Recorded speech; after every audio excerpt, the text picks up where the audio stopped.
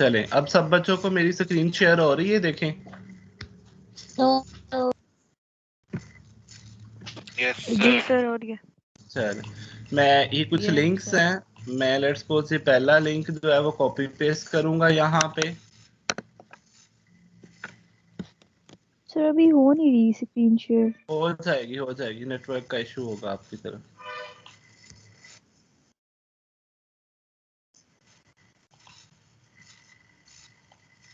अब देखें सब बच्चों को स्क्रीन शेयर हो रही है, ये वीडियो नजर आ रही है।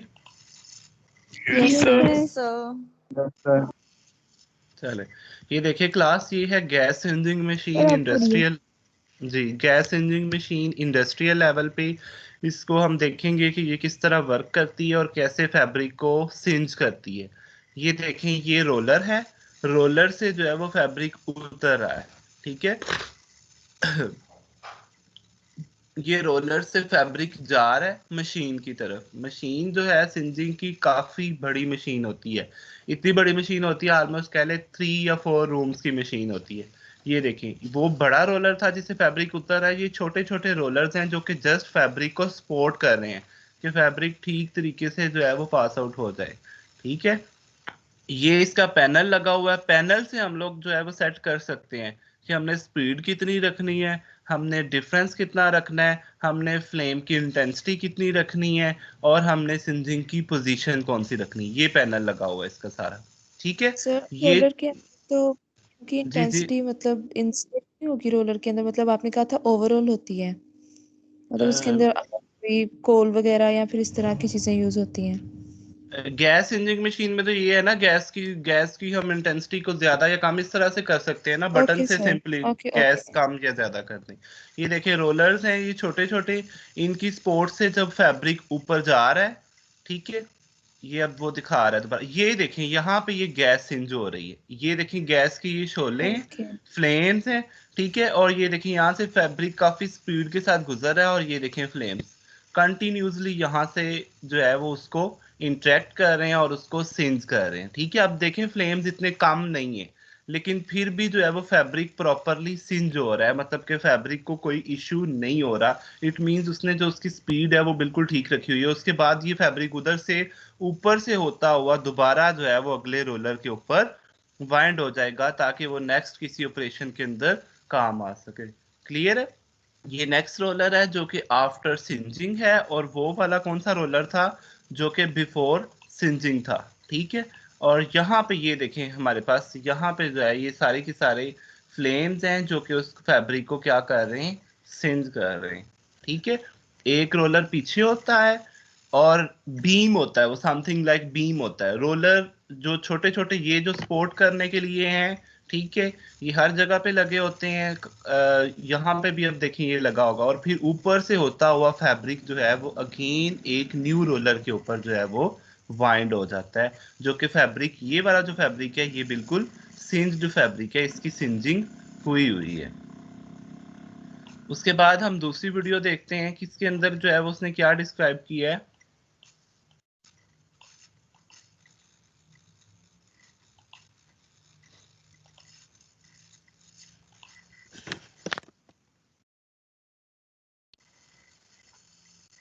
जी, ये देखें क्लास, ये भी गैस इंजिन मशीन है, ये एक रोलर उसने लगाया हुआ है जिसके ऊपर फैब्रिक है, यहाँ से फैब्रिक जो है वो अनवाइंड हो रहा है बिल्कुल उसी तरह, और आगे जा रहा है, ठीक है, फॉर सिंजिंग।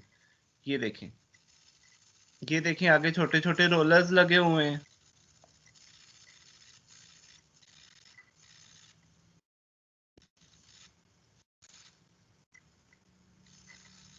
ये उसी तरह पैनल को दिखा रहा है।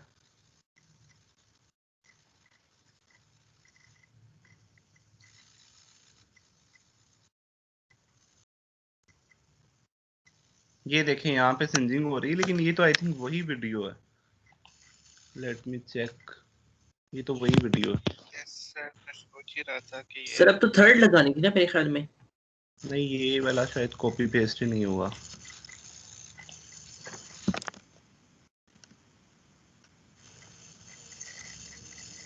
हाँ, ये देखें, ये भी सिंजिंग मशीन है, ठीक है। ये देखें, एक साइड से ये वाला फैब्रिक, अब वहां पे रोलर्स में फैब्रिक लगा हुआ था, यहाँ पे पैलेट्स हैं फैब्रिक की, रोलर पे नहीं बाइंड हो रहा फैब्रिक, वैसे ही नीचे जो है ये देखिए तय तय दर तय जो है वो नीचे पड़ा हुआ, जिस तरह हम तय लगाते हैं ना फैब्रिक की, उस तरह है। एक ये फैब्रिक की तय, यहाँ से फैब्रिक सर आ ये रहा भी है ऊपर। गैस इंजिन मशीन है? जी, ये भी गैस सिंजिंग है, और यहाँ से फैब्रिक जो है वो नीचे जो है आफ्टर सिंजिंग जो है ये वाइंड हो रहा है। ये देखिए इतनी बड़ी ये मशीन होती है, ऑलमोस्ट 2 रूम्स जितनी, ऊपर मोटर्स लगी होती हैं, एक साइड पे इसका पैनल भी लगा होता है जिससे हम जो है वो उसके वेरिएबल सेट कर सकते हैं।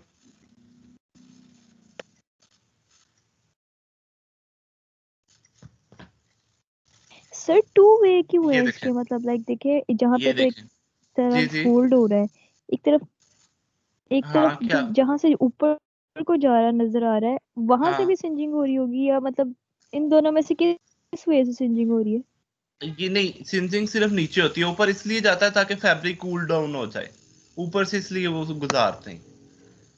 ये देखें यहाँ से, ये देखें फैब्रिक की एक साइड यहाँ पे सीन जो हो रही है, ये ऊपर वाली साइड, और वो जो दूसरी साइड उसको शो कर रही थी, ये देखें, ये दूसरी साइड पे फैब्रिक हो सकता है यहाँ से ऊपर से सीन जो हो रहा हो, और यहाँ से नीचे से सीन जो हो रहा हो, रोलर से उसकी सर डायरेक्शन को मतलब वो फैब्रिक चेंज की कर दोनों देगा। साइड्स को सही कर हाँ, देते हैं। जी जी बिल्कुल, ये जो मशीन है ये दोनों साइड्स को करती है, ये उसकी मोटर लगी हुई है वो दिखा रहा है। यहाँ से फिर फैब्रिक ऊपर से होता हुआ, ये अभी तो कमिंग आ रहा है फॉर सिंजिंग, ये सिंजिंग हो गई उसकी, और उसके बाद जो है ये देखें फैब्रिक की दूसरी साइड सिंज होगी, अगेन रोलर से होता हुआ ये ऊपर गया, और उसके बाद देखें ये उसकी फैब्रिक की जो है वो पैलेट्स बन गई। ठीक है class? Yes sir. Okay sir. उसके बाद हम ये वीडियो सर देख लेते हैं। 1311 का मैसेज आया है कि थोड़ा इशू आ रहा है उसके इंटरनेट में, और डाटा पे कनेक्ट नहीं हो रही, कॉल बार बार ड्रॉप हो रही है, तो शी सेड कि आपको बता दूं। ओके, वो मुझे इनबॉक्स भी कर दें, आई विल।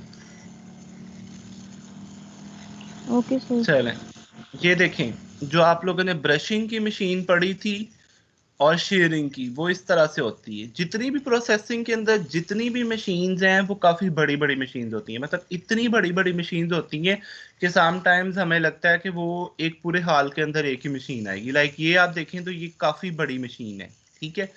इसमें अब हमारे पास हो रही है ब्रशिंग, ठीक है।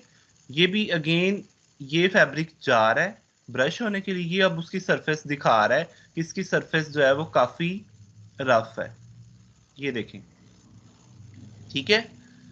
अब उसके बाद देखें इसकी होगी ब्रशिंग, और ये मैनुअल नहीं कर रहा, ये एक ब्रश के साथ नहीं कर रहा, बल्कि एक ड्रम लगाया हुआ है, ड्रम के ऊपर छोटे छोटे स्पाइक्स हैं, कांटे हैं, जो कि उसको ब्रश कर रहे हैं। ये यहां से इन हो रहा है और यहां से आउट हो रहा है, मतलब इसमें फैब्रिक की दोनों साइडें एक ही साइड पे हैं, ऐसा नहीं है कि वो बैक पे जा रहा है। ये देखिए यहां से इन हो रहा है और यहां से आउट हो रहा है। ये इसका पैनल लगा हुआ है जो कि स्पीड को कंट्रोल करेगा। अब देखें, यहां से जब इन होता है तो ये जो अंदर ड्रम्स लगे होते हैं, ये वाले, एक ये ऊपर लगा हुआ है, ये तो छोटे छोटे रोलर्स हैं, और एक ये देखें नीचे लगा हुआ है। इसकी आपको सरफेस से अंदाजा होगा कि इसकी सरफेस जो है वो बिल्कुल प्लेन सर नहीं नहीं है, समझ आ रही, यूनिफॉर्म ये नहीं। किस चीज की आप बता रहे हैं, नहीं समझ आ रहा ये। अच्छा, ये क्या है, उसको ब्रश कर रहा है, ब्रश का मतलब लूज फाइबर्स को जस्ट जो है वो रिमूव कर रहा है, ठीक है। ये वाला जो आप ड्रम देखें, इसकी सरफेस से आपको अंदाजा होगा कि इसकी सरफेस काफी खुरदरी है, यूनिफॉर्म नहीं है। तो जब फैब्रिक इसकी सरफेस से गुजरता है तो वो जितने भी लूज फाइबर्स होते हैं उनको रिमूव करता है। ये देखें, अब समझ आई? जी सर, यस अब सर। समझ आई। जी, जस्ट उसको ब्रश कर रहा है, यहाँ से फैब्रिक जा रहा है रोलर से होता हुआ, ये वो पैनल दिखा रहा है कि यहाँ से हम लोग इसको चेंज कर सकते हैं। और उसके बाद ये जो फैब्रिक है, ये इसकी ब्रशिंग होनी है, और ये जो फैब्रिक है इसकी ब्रशिंग हुई हुई है। तो देखें उसमें दोनों की सरफेस को दिखा रहा है कि इसकी बिफोर ब्रश सरफेस इस तरह से थी और आफ्टर ब्रश जो है वो सरफेस इस तरह से हो गई, ठीक है। Due to action of brush fabric is compact, मतलब उसकी जो सरफेस है वो कम्पैक्ट हो जाती है और उसका जीएसएम इंक्रीज हो जाता है, मतलब उसकी यूनिफॉर्मिटी जो है वो इंक्रीज हो जाती है। ठीक है, यहां पर भी देखें, यहां पर फैब्रिक दूसरी साइड से एंटर हुआ है, ये वाली साइड से। ठीक है, एक प्रॉपर एक वर्कर खड़ा है जो कि उसको फैब्रिक के अंदर मशीन के अंदर एंटर करवा रहा है और यहाँ से अंदर इसकी जो है वो ब्रशिंग हो रही है। ये देखें रोलर, ये वाला जो रोलर लगा हुआ है इसके ऊपर छोटे छोटे स्पाइक्स हैं, ये इतने यूनिफॉर्म नहीं है। ठीक है, तो ये उसकी क्या कर रहा है, ब्रशिंग, ये आपको नजर भी आ रहा होगा। सर ये जीएसएम इंक्रीज क्यों करेगा?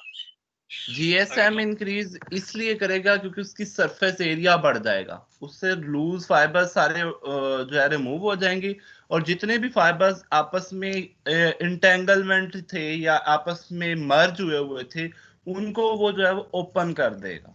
जब ओपन करेगा तो उसका सरफेस एरिया बढ़ेगा और जब सरफेस एरिया बढ़ेगा तो फिर जीएसएम भी इंक्रीज होगा। Sir GSM clear? Stands for? GSM होता है उसका वेट, ग्राम पर स्क्वायर मीटर।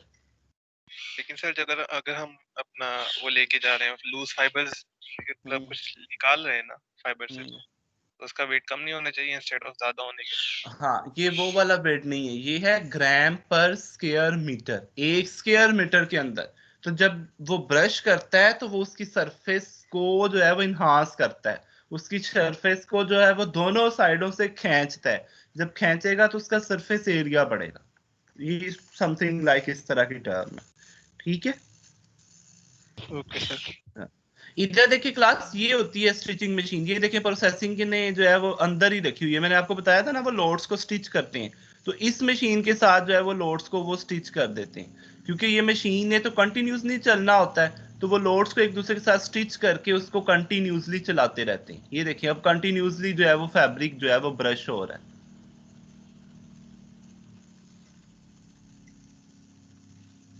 ये ऊपर से आ रहा है।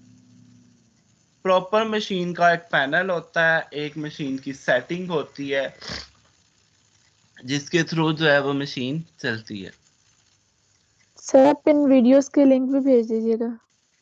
जी श्योर, मैं वीडियोस के और लिंक सर भेज दूंगा। मुझे हमेशा लगता था सर कि एक कपड़ा आयरन हो रहा है हम्म, छोटे किस में?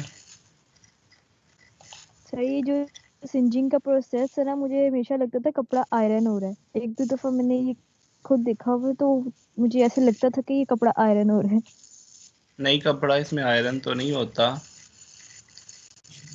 सर वो तब मुझे पता रिकॉर्डिंग नहीं था ना, इसलिए मुझे लगता था कि आयरन।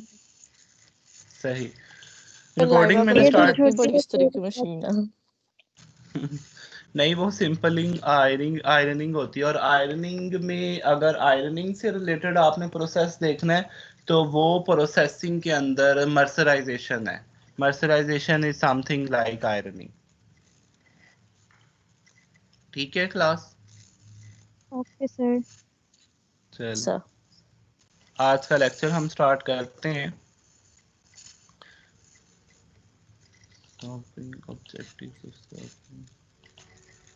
चलें, हमारे पास क्या है, सबसे पहले है, हमने स्कार्बरिंग को पढ़ा था, तो यहाँ पर हमारे पास है ऑब्जेक्टिव्स ऑफ स्कार्बरिंग।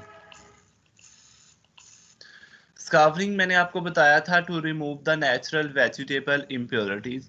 वेजिटेबल इम्प्योरिटीज मैंने आपको बताया था कहाँ से आती है, कि सिंजिंग के बाद डीसाइजिंग होती है, डीसाइजिंग के बाद भी कुछ ना कुछ वेजिटेबल इम्प्योरिटीज फैब्रिक के ऊपर रह जाती हैं। और वो आती कहाँ से हैं, कि वर्कर्स जो हैं वो अक्सर खाना खाते हैं, लंच वगैरह करते हैं, तो उसके बाद हैंड वॉश नहीं करते और उन्हीं हैंड्स के साथ फैब्रिक को टच देते हैं। जब उन्हीं हैंड्स के साथ वो फैब्रिक को टच देते हैं तो हमारे पास उसके ऊपर वेजिटेबल इम्प्योरिटीज आती हैं, वैक्सीज आती हैं, प्रोटीन्स आते हैं, पैक्टिक सब्सटेंसेस आते हैं और मिनरल मेटल्स आते हैं। ये सारे के सारे सब्सटेंसेस मोस्टली जो है वो फूड आइटम से आते हैं। ठीक है, उसके बाद जो मोस्टली फैक्ट्री वर्कर्स होते हैं वो और भी कुछ तरह की चीजें खाते हैं। मतलब लेट्स सपोज कुछ वर्कर्स जो हैं वो बबल वगैरह खा लेते हैं, कुछ जो है वो इस तरह की आइटम लाइक स्पारियां खा लेते हैं। तो उनकी वजह से जो हमारे पास जितने भी मटेरियल लगते हैं वो उन लोगों को हम लोग किस में रिमूव करते हैं, स्कार्बरिंग में।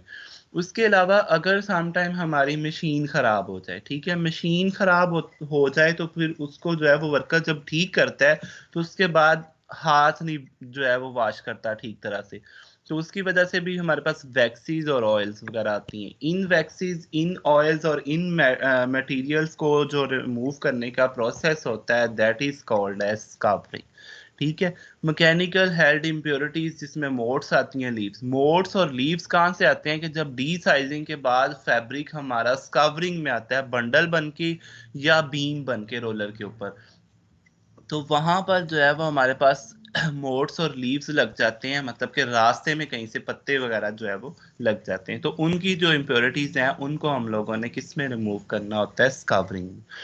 To reduce the amount of impurities sufficiently to obtain the level excellent results in dyeing, dyeing और फिनिशिंग के अंदर जो है वो हम लोग अच्छे रिजल्ट्स अप्लाई करने के लिए हम लोग उसकी क्या करते हैं, स्कवरिंग। ये मैंने आपको बता दिया था।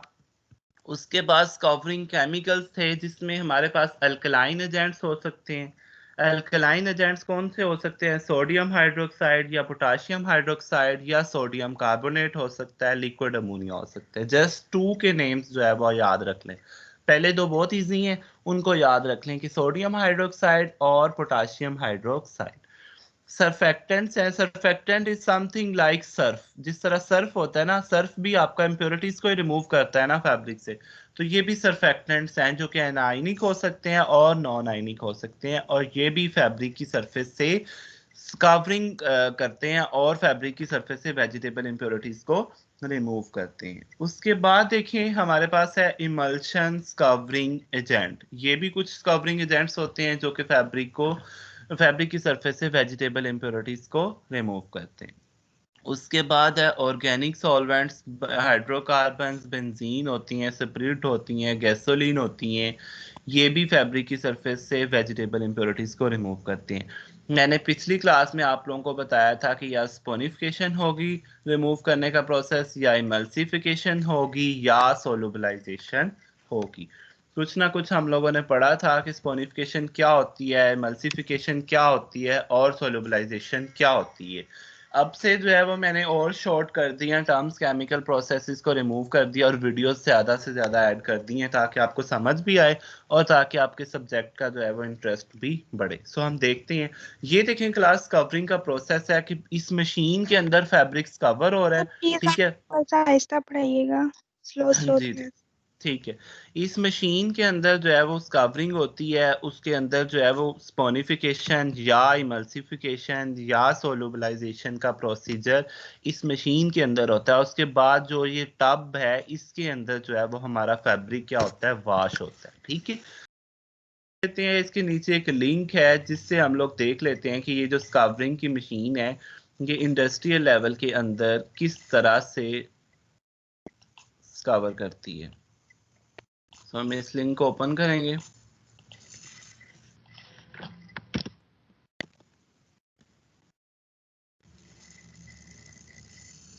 सर मोमना का ना हैंड रेज हो रहा है ना, वो मतलब क्वेश्चनिंग कर पा रही है, उसका मतलब आपकी तक आवाज नहीं पहुंच रही उसकी। मोमना का, जी सर। उन्होंने मुझे इनबॉक्स कर दिया, मैं उसको देख लेता हूँ।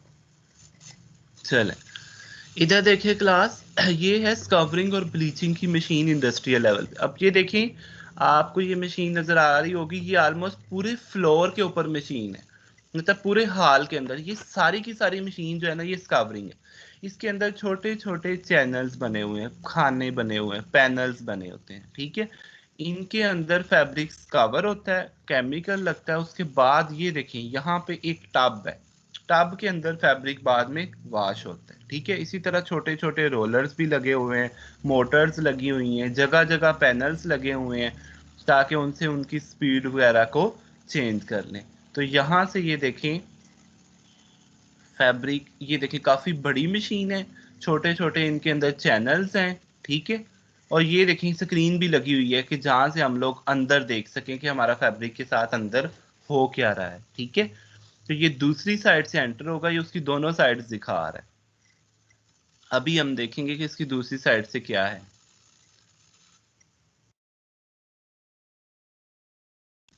ये देखें आप, ऑलमोस्ट 4 या 5 रूम्स जितनी ये मशीन है। ये देखिए दूसरी साइड से यहाँ से ये सर इसमें रोलर से कितनी होता लेंथ हुआ, का फैब्रिक जाता है?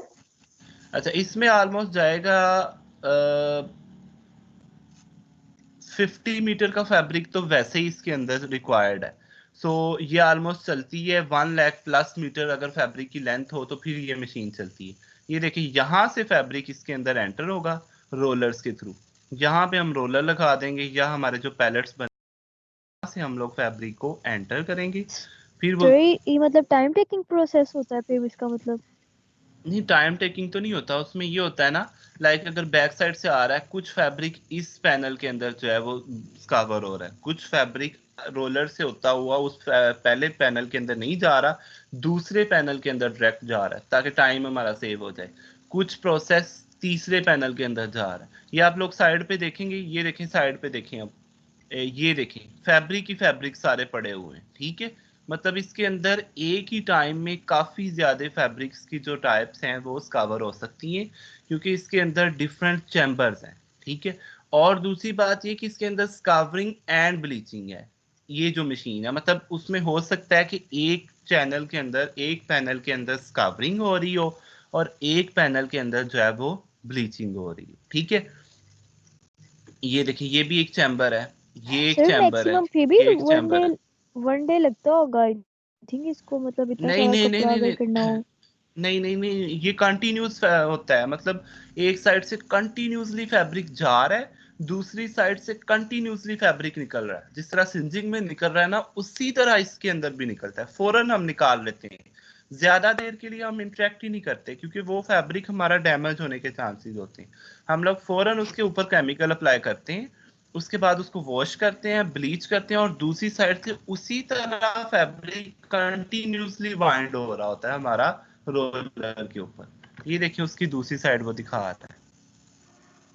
ये देखिए ये ड्रम्स वगैरह पड़े ये हुए हैं मशीन तो जिनके अंदर मल्टीपर्पज है। केमिकल हैं जो कि इस मशीन के अंदर, हाँ ये मल्टीपर्पज के लिए भी यूज हो सकती है। क्योंकि इसके अंदर सिर्फ टब्स ही लगे हुए होते हैं जिसके अंदर से वो की जा रहा होता है फैब्रिक हमारा। अच्छा चलें एक बार मुझे देख लेने दें कि कौन कौन आज आए हैं और कौन कौन नहीं आए। 1284 1293 है, मारिया है, 1361। अपना माइक ऑन करें। Yes sir. जी क्या हाल है, समझ आई है मैंने क्या पढ़ाया? अल्लाह का शुक्र है सर, समझ आ रही है थोड़ी थोड़ी। क्या पढ़ाया मैंने? सर आपने आज स्कोरिंग पढ़ाया है और ये जो वीडियोस हमने देखी हैं वो बताई हैं और उसके एजेंट्स बताए हैं कि वो किस किस चीज से स्कोरिंग होती है। 1366 उमैर थैंक यू बेटा। माइक ऑन करें। Yes sir. क्या क्या पढ़ाया मैंने आज? सर आज आपने स्कवरिंग पढ़ाया और वीडियोस दिखाई हैं उसके रिलेटेड में, गैस इंजिन मशीन्स वगैरह थे उनके दिखाई हैं जो पिछले टॉपिक्स थे। ठीक है गुड। 1352 माइक ऑन करें।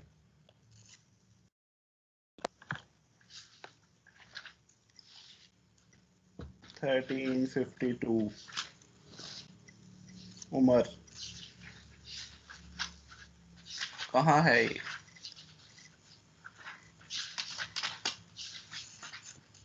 1353 है मेरा।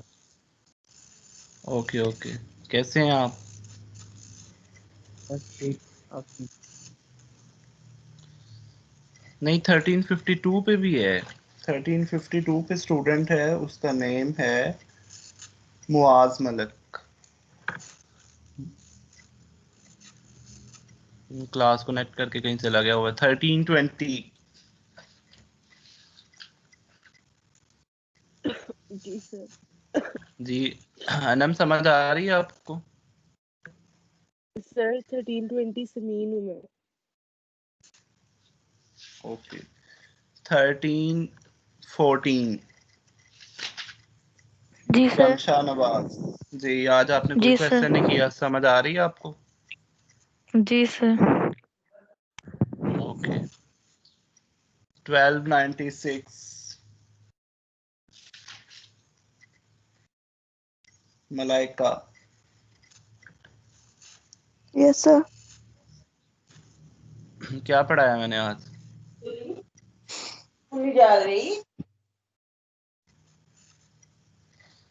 ओके, उनके पीछे शायद शोर है। G1295 लाइबा जी सर। समझ आ रही है? जी सर।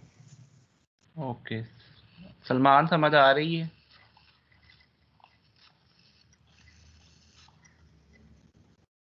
Yes sir. चल हम नेक्स्ट स्टार्ट करते हैं।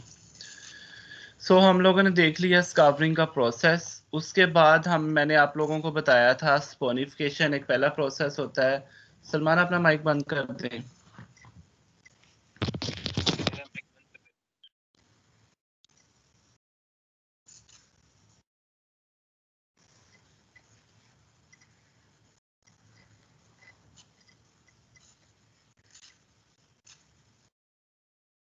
अच्छा जी, स्पोनिफिकेशन के अंदर हमारे पास क्या प्रोसीजर होता है कि स्पोनिफिकेशन में the name given to the chemical reaction that occurs when the vegetable oil और animal fat is mix with a strong alkali. कि इसमें जो ऑयल वगैरह होता है उसके ऊपर हम लोग अप्लाई कर देते हैं अल्कली। ठीक है, अल्कली कोई भी स्ट्रॉन्ग अल्कली हम लोग अप्लाई करते हैं, NaOH हो सकती है या KOH हो सकती है। तो उससे हमारे पास दो चीजें बनती हैं, ग्लिसरीन बनती है और हमारे पास क्या बनता है, सोप। हम लोग स्पोनिफिकेशन में क्या करते हैं, ऑयल के ऊपर अल्कली सिंपली अप्लाई करते हैं और ग्लिसरीन बनती है और उसके साथ क्या बनता है, सोप। सर ऑयल ग्लिसरीन के ऊपर है, अप्लाई करते हैं या फैब्रिक के ऊपर अप्लाई करते हैं? ऑब्वियसली ऑयल फैब्रिक के ऊपर ही है ना, तो फैब्रिक के ऊपर ही नहीं, अप्लाई होगा। आपने कहा ना अल्कली ऑयल के ऊपर अप्लाई करते हैं। हाँ, वो इसलिए कि जब वो फैब्रिक के ऊपर अल्कली अप्लाई होगी तो वो इंटरेक्ट जो है वो जाके ऑयल से करेगी, इसलिए सही है मैंने सर। कहा। ठीक है तो ऑयल और एक्सक्यूज मी सर। जी सर होल मतलब पूरे फैब्रिक पे अप्लाई करना है, ऐसा तो नहीं ना कि जहां जहां मतलब ऑयल है उस वहां वहां नहीं अप्लाई नहीं कर नहीं, दें? मतलब हमने तो उस चैम्बर के अंदर जो है ना, वो चैम्बर के अंदर अल्कली जो है वो वाटर के अंदर मिक्स करके डाल देनी है। मतलब जिस तरह वो एक ओके सर। चैम्बर है ना, समथिंग लाइक ले लें आप, एक टब ले लें, टब के अंदर पानी के अंदर आपने अल्कली डाल देनी है और उसके बाद फैब्रिक को उसमें डिप करना है, पूरे के पूरे फैब्रिक को। अब ओके क्या सर। होगा कि रिएक्शन उसमें सिर्फ ऑयल और अल्कली का होगा, जिससे दो चीजें बनेगी, एक ग्लिसरीन बनेगी और एक हमारे पास क्या बनेगा, सॉल्ट। मैंने आपको बताया था ग्लिसरीन जो है वो मिजिबल है वाटर के साथ, मतलब ग्लिसरीन उसके बिल्कुल ऊपर रह जाएगी, टॉप के ऊपर रह जाएगी, सरफेस के ऊपर रह जाएगी। और जब सरफेस के ऊपर रह जाएगी तो उसको हम इजीली सरफेस से उतार लेंगे। दूसरी चीज जो उसमें बन रही है दैट इज सोप। तो सोप जो है वो वाटर के साथ इजीली वॉशेबल है, कि उसके बाद जब हम चैम्बर के बाद हमने देखा था एक ड्रम सा उन्होंने रखा हुआ था, उसके अंदर फैब्रिक को वॉश कर रहे थे। सो वहां पे जितना भी सोप था वो हमारा जब हम वाटर को अप्लाई करेंगे तो वो हमारा सारे का सारा रिमूव हो जाएगा। तो बेसिकली जो स्पोनिफिकेशन है उसमें हम लोग क्या करते हैं कि जितना भी ऑयल वगैरह होता है उसको हम लोग अल्कली के साथ ट्रीट करते हैं, मतलब फैब्रिक को हम अल्कली के साथ ट्रीट करते हैं, जिसकी वजह से दो चीजें बनती हैं, ग्लिसरीन बनती है और सोप बनती है। ग्लिसरीन वैसे ही मिजिबल है वाटर के और वाटर की सरफेस से वो ऊपर रह जाता है, जिसको हम लोग वैसे ही सरफेस से रिमूव कर लेते हैं। ठीक है, मतलब ऊपर वाली चीजें को, मतलब कि वहां से जो चैम्बर है ना, पाइप लगा के ऊपर वाला जो इम्प्योरिटीज है उनको हम लोग निकाल लेते हैं। तो नीचे रह जाता है हमारे पास सोप और फैब्रिक। उसके बाद जब हम वॉश करते हैं तो जो सोप है वो फैब्रिक से निकल जाता है और हमारे जो फैब्रिक है उसकी स्कवरिंग हो जाती है। Clear? Excuse me sir. Yes जी सर पूरी की पूरी मशीन के अंदर एक ही प्रोसेस एक ही टाइप का होता है, मतलब स्पोनिफिकेशन हो रही है या डिफरेंट चैम्बर में डिफरेंट हो सकता है? किसी हाँ, चैम्बर में हो स्पोनिफिकेशन हो रही है, सकता किसी है। में जी मल्टीप्लिकेशन हो रही है। जी बिल्कुल, इसीलिए डिफरेंट चैम्बर्स बने हुए हैं, सॉरी। हो सकता है फैब्रिक का एक पार्ट जो है, या फैब्रिक लाइक 1 लाख मीटर का जो फैब्रिक है उसमें इतनी ज्यादा इम्प्योरिटीज नहीं है, उसमें इतने ज्यादा स्टेन्स नहीं है, उसको हम फर्स्ट चैम्बर से गुजार रहे हैं। एट अ टाइम ही एक और हमारा फैब्रिक है जो कि हमारा ऑर्डर आ गया, जिसके ऊपर काफी ज्यादा स्टेन्स लगे हुए हैं और हमने उसको भी आज ही कंप्लीट करके देना है। तो उसी को हम जो है वो उसके दूसरे चैम्बर में जो है वो रोलर्स उसके ऊपर काफी ज्यादा लगे होते हैं, तो दूसरे चैम्बर से लगा के दूसरे चैम्बर से पास आउट करेंगे, उस चैम्बर से हम लोग उसको गुजारेंगे जिसमें हमने स्ट्रॉन्ग अल्कली लगाई हुई है। ठीक है, सो ये डिपेंड ओके सर। करता है कि आपके फैब्रिक की रिक्वायरमेंट क्या है। ओके क्लियर है? सर अगर alkali yes sir. Alkali agent जो है मतलब वो है तो वॉशिंग एजेंट ही ना, तो मतलब जी जिससे स्टेन रिमूव हो रहा है, तो वहां पे ग्लिसरीन जी और सोप तो पहले से ही नहीं पाया जाएगा, लाइक उसके अंदर भी तो वॉशिंग मटेरियल ही आ जाता है, तो ये बनता कैसे, रिएक्शन कैसे हो जाता है, वो तो ग्लिस पहले से ही होगा। नहीं, ऑयल जब अल्कली उसके साथ रिएक्ट करती है तो उसके बाद ग्लिसरीन और सॉप बनता है ना, रिएक्शन के बाद सर बनेगा, रिएक्शन से पहले नहीं होगा। तो सर कैसे अल्कलाई कह एजेंट रही के हैं अंदर नहीं होता मतलब ऐसा कुछ भी, मतलब जैसे सोप जो अल्कलाई है वो भी तो एक वॉशिंग अल्कलाइन एजेंट ही है। एजेंट के अंदर होता है, लेकिन वो कब होता है, वो तब भी होता है ना, लाइक अल्कलाइन एजेंट जो जब हम वाटर और एक फैब्रिक के साथ ट्रीट करते हैं तो वो सोप बनता है ना। लाइक हमारे पास सोप है, लेट्स सपोज देखें हमारे पास सोप है, हम लोग जब तक उसके अपने फेस के ऊपर अप्लाई नहीं करेंगे तो वो क्या सोप उसको रिमूव करेगा? नहीं करेगा ना। हम लोग वैसे ही सोप को पानी भी ना लगाएं और वैसे ही सोप को अपने फेस के ऊपर जो है वो और सर रब मैं ये करते रहें पूछ तो रही क्या हूँ, सोप देखिए जो है वो रिएक्ट करेगा? जी नहीं सर वो तो ठीक है आपकी बात, मैं ये कह रही हूँ देखिए अगर हम लोग ये इस प्रोसेस पे तो ये पता लग रहा है कि जब हमने उसको ऑयल के साथ रिएक्ट कराया देन सोप बना या ग्लिसरीन बनी। जी बिल्कुल ऐसे ही है, क्योंकि फैब्रिक में जब ऑयल के स्टेन्स के ऊपर जाके वो लगेगा फिर ग्लिसरीन और सोप वो बनाएगा। Okay sir. चलें, उसके बाद देखें सोलुबलाइजेशन होता है। क्लास सोलुबलाइजेशन में भी हम लोग जो है वो अब जो हमारे पास प्योर सपोनिफिकेशन था वो मोस्टली था ऑयल के लिए। उसमें उसने बताया कि अगर उसके ऊपर ऑयल है तो उसमें दो चीजें बन जाएंगी, ग्लिसरीन बन जाएगी और सिंपली एक सोप बन जाएगा। ग्लिसरीन वैसे ही मिजिबल रह जाएगी वाटर के ऊपर, और सोप को जो है वो हम लोग वॉश कर लेंगे, रिमूव कर लेंगे उसको। उसके बाद देखिए सोलुबलाइजेशन इस सर हम क्यों मोस्टली करते हैं स्पोनिफिकेशन? स्पोनिफिकेशन इसलिए करते हैं कि जो ऑयल्स वगैरह हैं, ऑयल के स्टेन्स जो हैं उनको रिमूव करने के लिए। देखिए अब यहाँ पे ऑयल उसके साथ रिएक्ट करा है, उसके बाद दो चीजें बनी है ना, ग्लिसरीन बनी और सोप बनी। अब ऑयल तो नहीं रह गया ना, ऑयल तो रिमूव हो गया, ऑयल तो दो चीजों में चला गया, ग्लिसरीन में और सोप में। ग्लिसरीन वैसे ही रिमूव हो जाएगी और सोप को हम वॉशिंग से रिमूव कर लेंगे। सर एक क्वेश्चन है, हमारे पूरे फैब्रिक पर तो ऑयल नहीं लगा होगा ना, तो जिन एरियाज पर ऑयलिंग या फिर इस टाइप का कुछ नहीं होगा स्टेन वगैरह, वहां पर अल्कली क्या फैब्रिक को डैमेज नहीं करेगी? नहीं, उसको सिर्फ स्वेल कर देगी अल्कली। वहां पे समथिंग लाइक आप फैब्रिक्स को माया लगाते हैं ना, माया भी समथिंग लाइक उसी कास्टिक सोडा, वो भी अल्कली होती है। उसको सिर्फ स्वेल करेगी, उसकी सरफेस को शाइनिंग कर देगी, वहां पे कोई रिएक्शन नहीं होगा। और सर जब हम लोग बाद में उसको वॉश करेंगे, जब सोप को हम लोग उसमें से निकालेंगे, तो अब ये अल्कली भी साथ रिमूव हो जाएगी या फिर वो रहेगी? नहीं नहीं, अल्कली फौरन रिमूव हो जाएगी। लाइक माया वाले कपड़ों को आप जो है वो पानी अच्छी तरह, हम लोग तो उसको थोड़ा वॉश करते हैं ना ताकि माया का कुछ असर रहे। अगर हम लोग उसको अच्छी तरह 5 से 6 बार वॉश करें तो वो इजीली रिमूव हो जाएगी। तो हम लोग तो इसमें बड़े बड़े चैम्बर्स में 2 से 3 बार वॉशिंग कर रहे हैं ना, तो वो हर चीज उसमें रिमूव हो जाएगी। सर वो तो वैसे भी सर कन्वर्टेबल मोमना रहेगी कह रही ग्लिसरीन है एंड कि सोप। टीम्स पर मुझे अनब्लॉक कर दें। है, मैंने क्यों उसको ब्लॉक करना था? सर पता नहीं, उसका भी मैसेज है। उसका माइक ओपन नहीं हो रहा। कहाँ है वो मोमिना?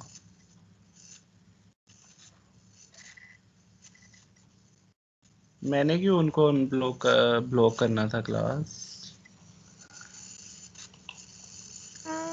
सर वो लगता है ऐसे मजाक ही कर रही है कि लगता है ब्लॉक कर दिया है, ये वो मजाक ही कर रही है। पूछे तो सही उसने तो काफी क्लासेस से जैसे आप उससे पूछते थे कि वो सर किधर है, उसने मुझे वो मैसेज बोल नहीं किया है पा कि रही। मैंने भी सवाल करना है, सर को बोलो मुझे टीम्स पर अनब्लॉक करें। नहीं क्लास, मुझे तो नहीं पता, ये मुझे तो ये भी नहीं पता यहाँ पे ब्लॉक कैसे सर होता फिर है। उसका कोई इशू होगा, वो उससे फिर माइक नहीं ऑन हो रहा, उसके फोन का कोई इशू होगा। उसका माइक नहीं आ रहा। मजाक उसका की है कि लगता है सर ने ब्लॉक कर हैंड दिया रेस का मुझे। भी ऑप्शन नहीं आ रहा। सर 1303 है उसका रोल नंबर। 1303 यहाँ पे तो मेरा ख्याल वो नहीं है। 13 ये है ना, ये मोमना ने माइक तो ऑन किया हुआ है, तो फिर क्या इशू है? मोमना आप बोले, ये उनके माइक में इशू है। सर वो कह रही है हैंड भी रेज नहीं हो रहा, पता नहीं अब वो मजाक कर रही है क्या कर रही है। ये देखिए, अब मैंने तो उसको मेक अ प्रेजेंटर रिमूव, मैंने तो उसको कुछ भी नहीं किया हुआ। म्यूट करते हैं, चले मैं इसको एक बार म्यूट करता हूँ। अब ये म्यूट हो गई हैं। अब मैं अनम्यूट कहाँ से होंगी?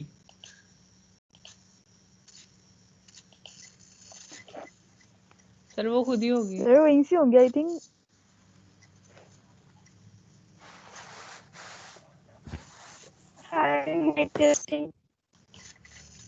चलो ठहरे एक बार। सर इसके माइक का मसला। आ गई?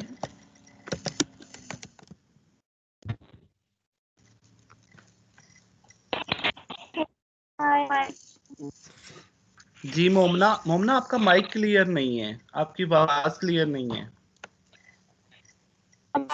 सर उसके स्पीकर में पानी चला गया होगा स्पीकर में। हाँ उससे मुझे लगता है मुझे तो तुम्हारी आवाज आ रही है, ऐसे रोबोट वाली आ रही सर है। कट कट के आ रही है जैसे इंटरनेट नहीं सही हो।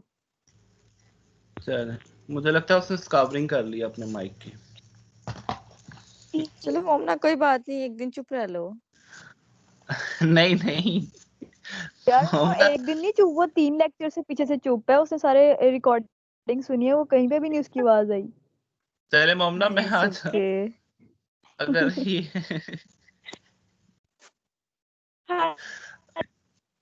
सर मैंने क्वेश्चन भी पूछना है। जी जी पूछें। सर मेरा क्वेश्चन ये है कि अगर हम लोग अल्कली जो डालते हैं ना, मतलब सोप वगैरह, सॉरी ऑयल वगैरह को रिमूव करने के लिए, तो हम सोप ही क्यों नहीं यूज कर लेते हैं? क्योंकि सोप से तो इजीली वो रिमूव नहीं होगा ना। सोप तो बाद में बन रहा है, उससे उस रिएक्शन के बाद बन रहा है जो कि वाटर से रिमूव हो रहा है। अगर हम सोप डायरेक्ट लगाएंगे, सोप से तो कभी भी ऑयल के स्टेन रिमूव नहीं होंगे ना, क्योंकि वो उसके साथ रिएक्ट ही नहीं करेगा। अल्कली के साथ तो वो रिएक्ट करता है ऑयल। तो सर जो बाद में मतलब अल्कली बनती है और सॉरी नहीं अल्कली नहीं सोप बनती, और सोप ग्लिसरीन बनता है। बनती है, सोप और सोप ग्लिसरीन, मतलब उसका कोई पर्पस नहीं है बाद में? नहीं, उसका कोई पर्पस नहीं है, उसको सिंपली हमने रिमूव करना है। Okay sir, thank you. जी ये मोमना का इशू और रिजॉल्व सर ये करें जो भाई। ऑयल है जो हम लोगों ने बेसिकली रिमूव करना है। जी हेलो जी जी जी बोले, मुझे आवाज आ रही सर, है ये जो आपकी। हम लोगों ने ऑयल ऑयल को जो रिमूव करना है, वो हम जब हम इसको रिमूव करते हैं अल्कली लगाकर, तो वो ग्लिसरीन के थ्रू निकल रहा है या फिर सोप के थ्रू? ऑयल मोस्टली ग्लिसरीन के थ्रू निकल रहा है। Okay sir. चल सलमान, सलमान ये मोमना का इशू रिजॉल्व करें। ये तो अच्छी बात नहीं है अगर वो उनके साथ ये चीज हो रही है। अभी कहीं क्यों किसी आगे आ गई? मोमना आप ऐसा करें, हैंड फ्री चेंज करके देखें। सर एंटी लगाई हुई मैंने, एंटी इसलिए तो उतारी है मैंने। हाँ अब तो आपकी आवाज आ रही है। हाँ मोमना करो ट्राई, हो रहा है। चले बोले, क्वेश्चन क्या आपका?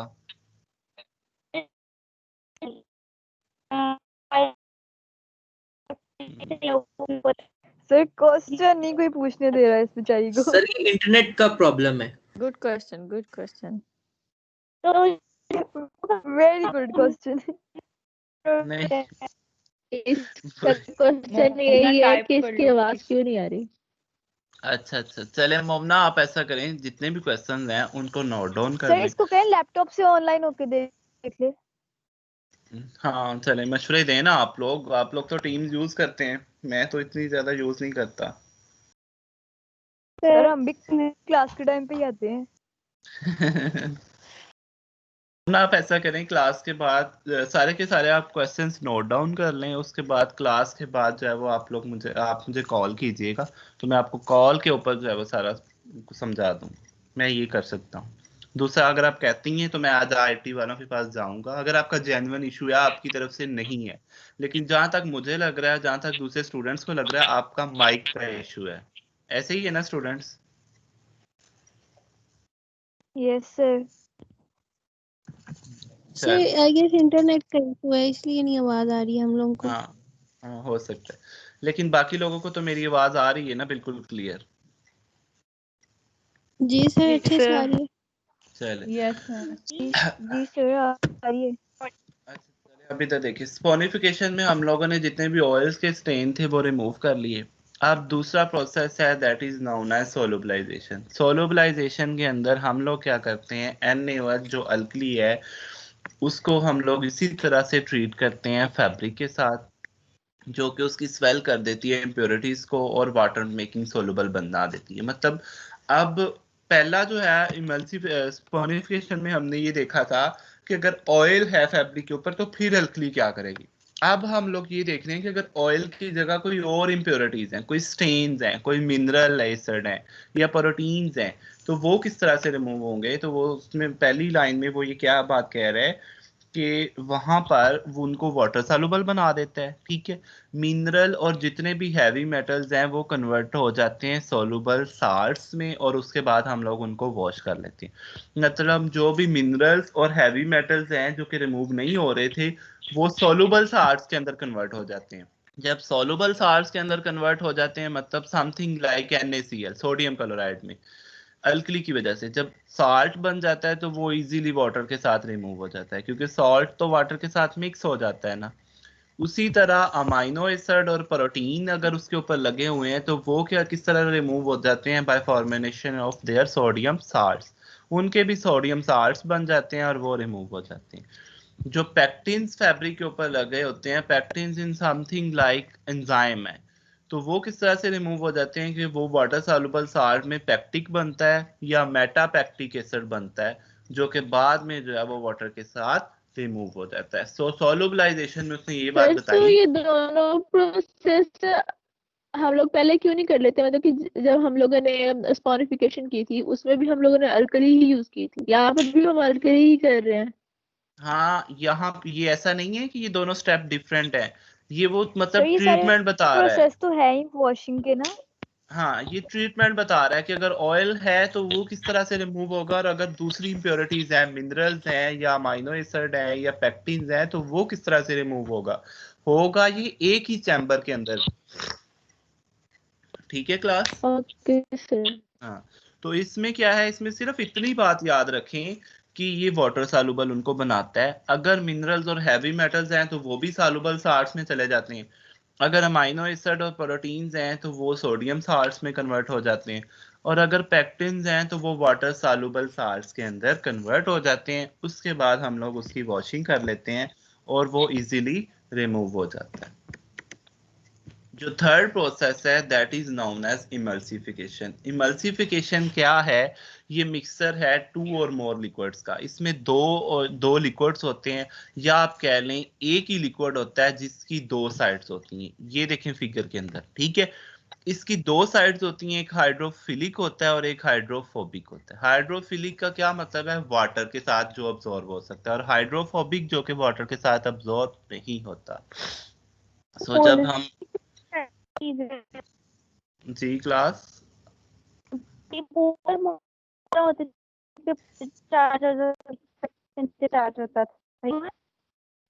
सर मोमना ट्राई करिए। बेटा उनका माइक का कंटिन्यूसली इशू है। मोमना मैंने आपको बताया उसको नोट डाउन कर लें, उसके बाद आप मुझे कॉल कर लें। Excuse me sir. जी सर आप दोबारा ये वाला टॉपिक वापस समझा दीजिएगा, समझ नहीं आया। ठीक है, मैं उसको रिपीट कर देता हूँ। स्पोनिफिकेशन तक तो मेरा ख्याल सबको समझ आ गया कि ऑयल अगर है तो अल्कली क्या करती है, ग्लिसरीन बनाती है और सोप बनाती है। ग्लिसरीन वैसे ही मिजिबल होता है जो कि रिमूव हो जाता है, और सोप को हम लोग वॉश कर लेते हैं। इस बात की सबको समझ आ गई है। सोलुबलाइजेशन में ये है कि अगर ऑयल नहीं है, कोई और इम्प्योरिटीज है, तो वो किस तरह से रिमूव होगी। तो उसने बताया कि उनकी स्वेलिंग करता है और उनको वाटर सॉल्युबल बनाता है। अगर मिनरल और हैवी मेटल्स हैं तो उनको सॉल्युबल साल्ट्स में कन्वर्ट करता है और वॉश कर देता है। अगर अमाइनो एसिड है या प्रोटीन है तो उनके सोडियम साल्ट बनाता है और वॉश कर लेता है। अगर पेक्टिन्स हैं तो उनके सॉल्युबल साल्ट्स बनाता है और उनको वॉश कर लेता है। थर्ड चीज ये है इमल्सिफिकेशन। इमल्सिफिकेशन मैंने आपको बताया कि एक लिक्विड है जिसके दो पार्ट्स हैं, एक हाइड्रोफिलिक है और एक हाइड्रोफोबिक है। हाइड्रोफिलिक वाटर के साथ रिएक्ट करता है और हाइड्रोफोबिक जो है वो ऑयल के साथ रिएक्ट करता है। मतलब जब हम इस केमिकल को इमल्सिफाइंग एजेंट को इमल्सिफाइंग केमिकल को उसके अंदर रिएक्ट करवाएंगे तो वो उसके दो पार्ट बन जाएंगे। एक वाटर के साथ चला जाएगा हाइड्रोफिलिक और एक किसके साथ चला जाएगा, ऑयल के साथ। और जब वो ऑयल के साथ जाएगा तो ऑयल को वाटर सॉल्युबल बना देगा, ऑयल को वो क्या करेगा, रिमूवेबल बना देगा। और जब जो वाटर के साथ जाएगा वो वाटर के साथ वॉश आउट हो जाएगा। इमल्सिफिकेशन में क्या है, is a mixture of two और more liquid that are normally immiscible. एक दूसरे के साथ वो जो है वो जुड़े होते हैं लेकिन वो इंटरेक्ट किसी और साइड पे करते हैं। लाइक ये देखें, works by having two parts, दो पार्ट्स हैं। One molecular weight has electrical charge and that will dissolve in water. एक जो मॉलिक्यूल है वो वाटर के साथ जाएगा बट नॉट इन ऑयल, जो कि ऑयल की तरफ नहीं जाएगा। This part is known as hydrophilic, जिसको हाइड्रोफिलिक कहते हैं या वाटर लविंग कहते हैं। The other part is long hydrocarbon which will dissolve in oil. दूसरा जो पार्ट है वो ऑयल के अंदर डिसॉल्व होगा, वाटर के अंदर डिसॉल्व नहीं होगा। जब एक पार्ट वाटर के साथ तरफ जाएगा तो वो वाटर के अंदर अब्सॉर्ब हो जाएगा क्योंकि वो वाटर लविंग है, तो वो रिमूव हो जाएगा। और जो दूसरा पार्ट जाएगा, जब वो ऑयल की तरफ जाएगा तो हाइड्रोकार्बन मतलब लॉन्ग चेन्स बनाएगा और वो ऑयल को रिमूव कर देगा। इमल्सिफाइंग में मैं अगेन बता रहा हूँ, ये एक ही लिक्विड होता है जिसके दो पार्ट्स हैं, एक वाटर लविंग होता है और एक ऑयल लविंग होता है। जो वाटर लविंग है वो वाटर की तरफ चला जाता है, जो ऑयल लविंग है जो वो ऑयल की तरफ चला जाता है। जो वाटर लविंग है वो वाटर की तरफ जाके वाटर से रिमूव हो जाता है या वाटर के अंदर अब्सॉर्ब हो जाता है। जो ऑयल लविंग है वो ऑयल से जाके रिएक्ट करता है, उसके बाद वो उसको इजीली जो है वो रिमूव कर देता है। अब बताएं, कोई क्वेश्चन है?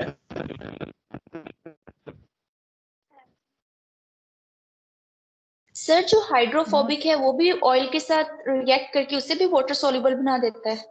उससे या तो वो वाटर सॉल्युबल बना देता है या उसको जो है वो रिमूवेबल बना देता है। केमिस्ट्री में नहीं हम जा रहे, मतलब वो उसके साथ रिएक्ट करके उसको रिमूव करने के काबिल बना देते हैं, ये कह रहे, ये समझ लें आप। Okay sir. ठीक है। उसके बाद देखिए क्लास एंजाइमेटिक्स कवरिंग के एंजाइम भी डिफरेंट यूज हो सकते हैं, लाइक लाइपेज यूज हो सकता है, पैक्टिनेस यूज हो सकता है, प्रोटीजेस यूज हो सकता है। जस्ट दो नेम याद रख लें, एंजाइम भी जो है वो इसको रिमूव करने के लिए यूज होते हैं। लास्ट स्लाइड है कि वैल्यूएशन ऑफ स्कवरिंग प्रोसेस, कि हमें पता कैसे चलेगा कि स्कवरिंग हो गई है या नहीं। तो उसमें जो है वो देखें, अब्जॉर्बेंसी टेस्ट होता है। अब्जॉर्बेंसी टेस्ट क्या है? Drop test. ड्रॉप टेस्ट क्या है कि हमने वाटर के ड्रॉप को उसके ऊपर जो है वो गिराना है फैब्रिक की सरफेस के ऊपर। तो मिनिमम 3 सेकंड, अगर तो वो 3 सेकंड के अंदर फैब्रिक के अंदर अब्जॉर्ब हो जाए, इसका मतलब है फैब्रिक की स्कवरिंग हुई हुई है, मतलब फैब्रिक की अब्जॉर्प्शन अच्छी हो गई है। अब्जॉर्प्शन तभी अच्छी होगी ना जब उसके ऊपर से ऑयल स्टेन वगैरह रिमूव हो जाएंगे। तो अगर वो 3 सेकंड तक अब्जॉर्ब हो जाएगा तो हम अंदाजा कर लेंगे कि इसकी स्कवरिंग हुई हुई है। लेकिन अगर वो 3 सेकंड से ज्यादा टाइम लगाएगा तो हमें पता चल जाएगा कि ये रिमूवेबल नहीं, ये रिमूव नहीं हुई। उसके बाद देखिए विकिंग हाइट और सिंकिंग टेस्ट होते हैं। विकिंग हाइट क्या है कि हम लोग फैब्रिक को ड्रेप करते हैं, फैब्रिक को हैंग करते हैं। जी जी सर, ये ड्रॉप टेस्ट में ड्रॉप किस चीज का होगा, किस मटेरियल वाटर का, सिंपल वाटर का ड्रॉप होगा।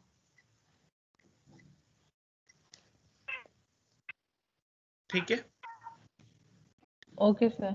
चले। विकिंग हाइट में हम लोग क्या करते हैं, फैब्रिक को ड्रेप करते हैं, हैंगर के साथ उसको लटका देते हैं। तो जिस फैब्रिक की कवरिंग हुई होती है ना, उसका ड्रेप अच्छा होता है, उसकी हाइट अच्छी होती है, मतलब कि वो उसकी लेंथ ज्यादा हो जाती है क्योंकि उसके अंदर सारे के सारे केमिकल रिमूव हो जाते हैं। तो विकिंग हाइट। जी, क्या कह रही हैं? और अच्छी होती है। चलें, उसके बाद मुझे समझ ही नहीं आई, इनबॉक्स कर लीजिएगा। सिंकिंग टेस्ट देखें। सिंकिंग में हम लोग क्या करते हैं, एक टब लेते हैं क्लास और फैब्रिक को उसके ऊपर जो है वो सिंक करते हैं। फॉल अच्छी होती है, क्या कह रही हैं? फॉल अच्छी होती है उसकी। फॉल अच्छी होती है ना, जिसकी कवरिंग हुई होती है उसकी फॉल अच्छी होती है। जी सर, यही बोल रही थी। जी, सिंकिंग टेस्ट में हम लोग क्या करते हैं, फैब्रिक को एक टब के ऊपर जो है वो सिंपली फैब्रिक के पीस को हम लोग जो है वो सिंक करके देखते हैं। अगर तो वो सिंक हो जाए, अगर तो वो डूब जाए उसके अंदर, इसका मतलब वाटर उसके अंदर जा रहा है, वाटर को वो वाटर लविंग है, तो इसका मतलब उस कवरिंग हुई हुई है। लेकिन अगर वो उसकी बिल्कुल सरफेस के ऊपर रह जाए, इसका मतलब अभी भी फैब्रिक के अंदर जो है वो कुछ ना कुछ इम्प्योरिटीज हैं। या हम लोग क्या कर सकते हैं, वेट लॉस चेक कर सकते हैं कि कवरिंग से पहले फैब्रिक का वेट कर सकते हैं। फैब्रिक के 1 मीटर का लेट्स सपोज वेट कर लिया, या पूरे के पूरे बंडल का भी वेट हो सकता है, वहां पे वेट बैलेंस इतना होता है इंडस्ट्री में। उसके बाद हम कवरिंग करके वेट बैलेंस चेक कर लें। जब इम्प्योरिटीज रिमूव होंगी तो ऑब्वियसली उसका वेट भी क्या होगा, कम। तो वहां से भी हम लोग अंदाजा कर लेंगे कि हमारे पास कवरिंग हुई है या नहीं। ठीक है क्लास, तो 3-4 टेस्ट हैं। ड्रॉप टेस्ट है, ड्रॉप टेस्ट में वाटर ड्रॉपलेट फॉल करके देखेंगे, अगर तो वो 3 सेकंड तक अब्जॉर्ब हो गया तो इसका मतलब स्कावरिंग हुई है। विकिंग हाइट है कि उसको ड्रेप करके देखें। सिंकिंग टेस्ट है कि उसको सिंक करके देखें। और वेट लॉस में हम लोग उसका वेट चेक करेंगे, अगर तो वेट कम हुआ है तो इसका मतलब स्कावरिंग हुई है, और अगर कम नहीं हुआ तो इसका मतलब स्कावरिंग नहीं हुई। आई थिंक काफी है क्लास, या ब्लीचिंग पढ़ लें? सर एक चीज क्लियर नहीं हुई। सर आई थिंक काफी है। अच्छा जी, बताएं। सर कि हम लोग जो करते हैं ये सारे प्रोसेस एक ही चैम्बर में करते हैं, और ये सारे प्रोसेस सॉनिफिकेशन, इमल्सिफिकेशन और सोलबिलाइजेशन एक ही जगह पे होते हैं। हम लोग सिर्फ उसको नाम देते हैं कि अगर वहां पे मिनरल्स रिमूव हो रहे हैं या ऑयल्स रिमूव हो रहे हैं तो हम उसको ये कैटेगरी में डाल देते हैं, या फिर अलग अलग चैम्बर्स में हम लोग ये रिएक्शन करते हैं? अलग अलग चैम्बर्स में तो नहीं हम करते हैं क्लास, हम लोग उसको एक ही चैम्बर में करते हैं।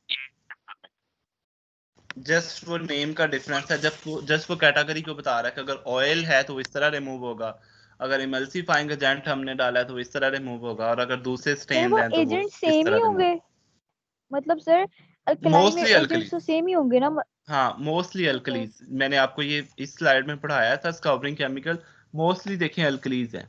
इमल्सिफाइंग सर ये तो स्कवरिंग मतलब फिर उस स्टेन पे डिपेंड करता है ना कि वो मिनरल का है या ऑयल का है या जिसका भी है, एग्जैक्टली, तो वो उसके मुताबिक खुद ही कुछ भी हो खुद ही जाएगा रेट हो वहां जाए। पे, मतलब कोई भी इन एग्जैक्टली, तीनों में से प्रोसेस हो जाएगा। एग्जैक्टली ऐसे ही होगा। ठीक है क्लास। सर मुझे क्वेश्चन था लेकिन टॉपिक से जरा हट के है वो। जी पूछें। सर हमारी यूनिवर्सिटीज ओपन होने का कब तक चांसेस है, या कब प्रोग्राम है?